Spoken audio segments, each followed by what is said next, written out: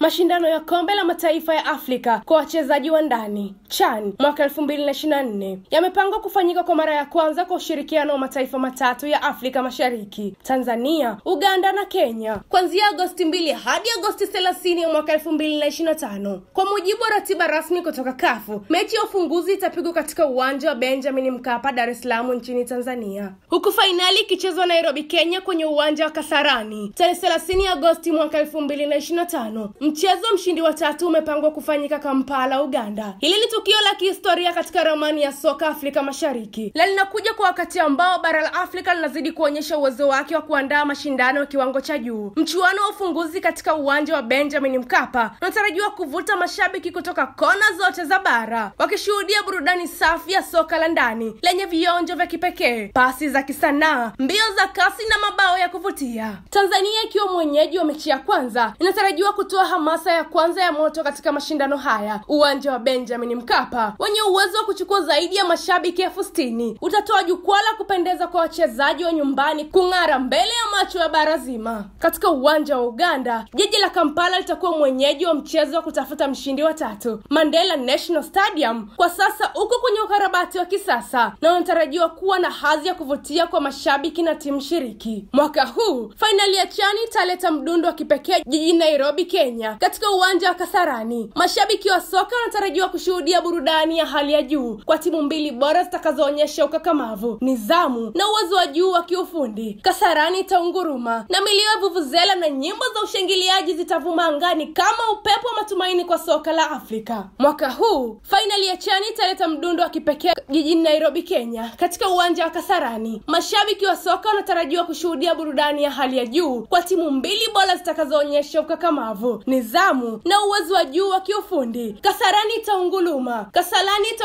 na milio ya vuvuzela na nyimbo za ushangiliaji zitavuma angani kama upepo wa matumaini kwa soka la Afrika. Mashindano haya yatakuwa jukwaa la muhimu la kung'arisha vipaji vya ndani ambavyo mara nyingi hukosa kuonekana katika jukwaa la kimataifa. Ni fursa ya wachezaji wa ndani kuonyesha thamani yao na kujipatia nafasi ya kusajiliwa na vilabu vikubwa Afrika na duniani. Kwa Afrika Mashariki, CHAN ya mwaka 2024 si tu mashindano ya kandanda, bali ni alama ya umoja, nguvu na ushindani. Ni wakati wa kuandika historia mpya, wakati wa pasi murua, mashuti ya umbali mrefu, mipira itakayotumia akili na mabao ya sindano, mipira vya kupiga kelele, jezi za timu, bendera za taifa na ushangiliaji zishaanza kuchemka. CHAN ya mwaka 2025 inakuja. Ni zaidi ya mpira, ni hadithi ya Afrika inayoandikwa kwa miguu. Mwanamichezo, hii ni Annual Sports na jina langu ni Rahma Bilali.